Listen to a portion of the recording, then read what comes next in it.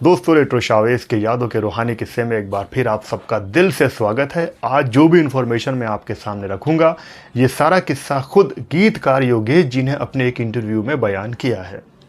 किस्सा शुरू होता है साल 1974 में रिलीज हुई फिल्म उस पार से। इस फिल्म के गानों से। फिल्म को डायरेक्ट किया था बासु चटर्जी ने। फिल्म का मधुर संगीत दिया था सचिन देव बर्मन साहब ने और इसके गीत लिखे थे योगेश जी ने। फिल्म के गीतों को अपनी मधुर आवाज़ों से सजाया था सिंगर मोहम्मद रफ़ी साहब, मन्ना डे साहब, लता मंगेशकर जी, आशा भोसले जी ने। फिल्म के गीत योगेश साहब लिख रहे थे तो योगेश जी को सचिन देव बर्मन जी के गाए हुए गीत काफ़ी पसंद आते थे। उनका कहना था कि उनकी आवाज़ में ढलकर गीत कुछ अलग ही बन जाता था। एक तो बहुत यूनिक आवाज़ थी, उस आवाज़ में फोक टच भी था। तो एस.डी. बर्मन जी के गाए हुए गीत उनको बड़ा अपील किया करते थे। इसी के चलते फिल्म उस पार में एक गीत ऐसा आया जिसको योगेश जी को लगा कि ये गीत अगर सचिन देव बर्मन जी गा दें तो इस गाने में चार चांद लग जाएं।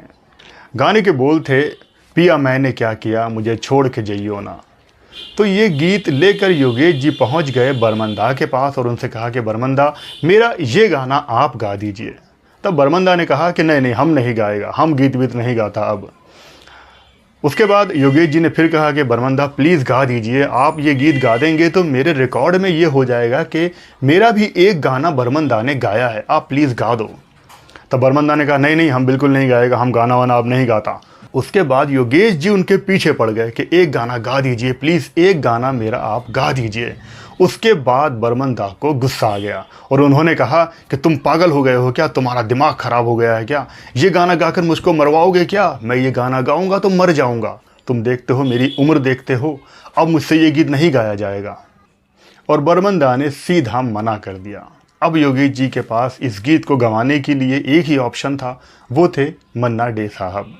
तब मन्ना दा को बुलाया गया। उन्होंने इस गीत को बड़े ही शानदार ढंग से गाया। इसका संगीत भी बर्मन दा ने बहुत अच्छा दिया था। पिया मैंने क्या किया, मुझे छोड़ के जइयो ना।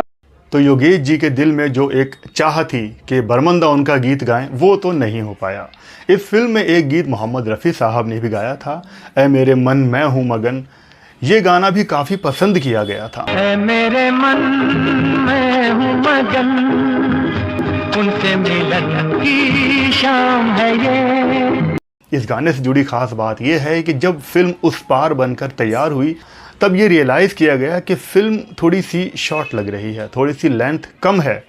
और तब बासु चटर्जी ने फिल्म की लेंथ को बढ़ाने के लिए एक गीत और ऐड करने को कहा और तब योगेश जी ने एक और गीत लिख दिया। वो यही गाना था, ऐ मेरे मन मैं हूँ मगन, जिसमें हीरो कहीं से आ रहा है, हीरोइन कहीं से आ रही है और ये गीत चलता है और ऐसे ही ख़त्म हो जाता है।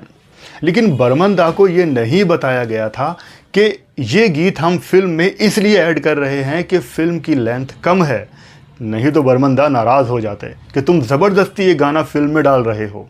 उनसे कहा गया कि फिल्म में एक सिचुएशन है, उसके हिसाब से ये गाना बनाया गया है, आप प्लीज़ इसकी अच्छी सी धुन बना दीजिए। और तब बर्मन दा ने इसकी धुन बनाई और मोहम्मद रफ़ी साहब ने गाया। इस तरह से रफ़ी साहब का ये गाना इस फिल्म का हिस्सा बना।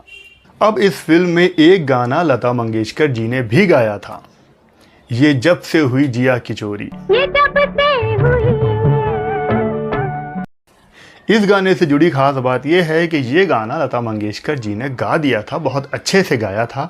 लेकिन इस गाने में लता जी से एक छोटी सी भूल हो गई थी। जब ये गाना वो रिकॉर्ड कर रही थी और जब इस गाने में आखिरी बार वो कहती हैं ये जब से हुई जिया की चोरी, वहाँ पर लता जी ने कह दिया ये जब से हुई जिया की छोरी, और उनके मुंह से छोरी का वर्ड निकल गया और उस गाने को ऐसे ही फाइनल कर दिया गया। जब इस गाने को आप फिल्म में देखेंगे तो वहाँ पर एंड में जिया की छोरी ही आता है। सुनिए एक झलक। ये जब से हुई जिया की छोरी।